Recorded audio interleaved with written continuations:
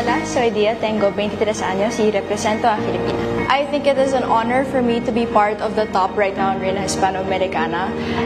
Being Asian here in Latin America is a symbol of unity and collaboration between Asian and Latin America, and I think it's such a beautiful thing to have a shared culture of faith, shared culture of warmth, and a shared culture of love as well. I may not live in the same continent as the Latinos, but I share the same heart because we have the same culture. So I'm just glad that the people here love the Philippines, and I love Bolivia, and I love Latinos as well. Magandang araw sa lahat. Welcome po ulit dito sa atin channel Ang Biyahe y Komida. Maraming salamat sa lahat ng nag-subscribe, indeed. Punta tayo sa atin topic, February 10, 2025. J.K. Ilabajo binati ang girlfriend na si Dia Mahte sa pagkuha ng Reina Crown. J.K. Ilabajo to Dia Mahte, mahal kita ng higit sa maipahayag ng mga salita. One proud boyfriend ang singer na si J.K. Ilabajo sa pagkapanalo ng girlfriend na si Dia Mahte sa Reina Hispanoamericana 2025. Ginanap ang grand coronation ng Latina-based international beauty pageant sa Santa Cruz, Bolivia, nitong linggo ng gabi, February 9, 2025, Lunes ng umaga, February 10, sa Pilipinas. Si Dia ang ikalawang Filipina na nagwagi sa Reina Hispanoamericana na nagsimula noong 1991. Ang unang Pinay title holder ng Reina Hispanoamerica ay si Winwin Marquez na nanalo noong 2017. J.K. Ilabajo, nagsikap ka na para makarating sa kinaroroonan mo ngayon. Sa kanyang Instagram story ngayong araw ay nag-share kaagad si J.K. ng larawan ni Dia. Congratulations baby!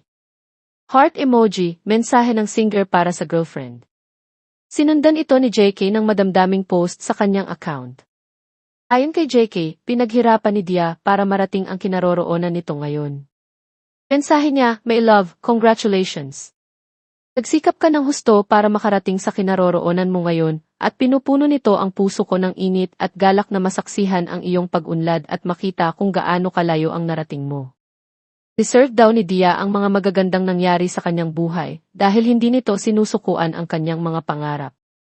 Hindi rin daw matutumbasan ang determinasyon nitong makuha ang titulo at korona sa Reina Hispanoamericana pageant. Saad ni JK, karapat-dapat ka sa lahat ng magagandang bagay na maibibigay ng buhay dahil hindi ka sumuko. Napakaraming hamon ang naharap sa iyo, nagtiis ng hindi mabilang na walang tulog na gabi, at naglaan ng walang katapusang oras sa iyong pagsasanay lahat ng may matibay na determinasyon. Dala-dala mo ang aming bandila na may ganoong biyaya at karangyaan, at lahat kami ay napakasaya na ikaw ang kumakatawan sa ating bansa sa international stage, na nagbibigay inspirasyon sa mga nakababatang henerasyon at maging boses sa lahat ng mga dahilan na iyong ipinangangalagaan. Simula pa lang ito. Mensahe pa ni JK sa kanyang baby girl to my sweet, kind, loving, and beautiful soul inside and out, my baby girl, my baba, my queen, I love you more than words can express. Ti amo mucho, may amor. Bukod kay Dia, wagi rin sa Reina Hispanoamericana 2025, si Sofia Fernandez ng Venezuela, na itinanghal na Reina Hispanoamericana. First runner-up ang kandidata ng Colombia na si Sharon Gamarra, at second runner-up si Carolina Perez ng Spain. Reina Hispanoamericana 25 winners, left to right, Sharon Gamarra, Espanya. Unang runner-up, Sofia Fernandez, Venezuela.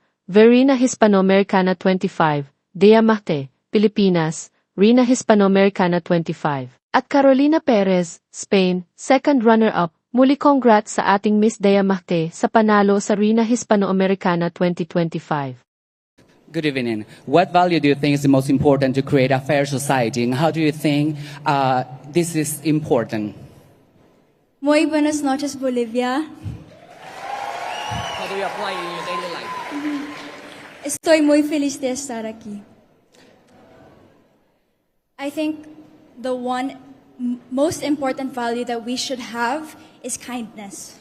Pienso que el valor más importante que tenemos que tener es la amabilidad. And my experience here in Bolivia, Latinos had shown me so much kindness and so much love, even though racially I am not Latino.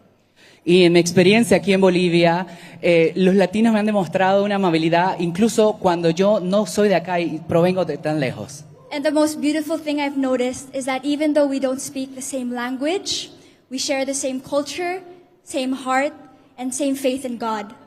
Y incluso, aunque no compartamos el mismo idioma, compartimos la misma cultura, el mismo corazón. And I hope this shows to everybody that if we use kindness and that we can show that we are all the same, we can create a better world and a better society for us all. Y realmente espero que con esto podamos demostrar hacia el mundo de que es un mejor lugar y todos tenemos un gran corazón. Muchas gracias. Reina Hispanoamericana 2025 es Miss Filipinas. At yan ang ating latest showbiz chika update for today. Huwag kalimutan mag-subscribe. Click the notification bell for more showbiz chika updates. Like and share the video at pakisuportahan po ang ating Facebook page. Maraming salamat sa lahat ng nag-subscribe. Indeed. Magandang buhay sa lahat. Paalam.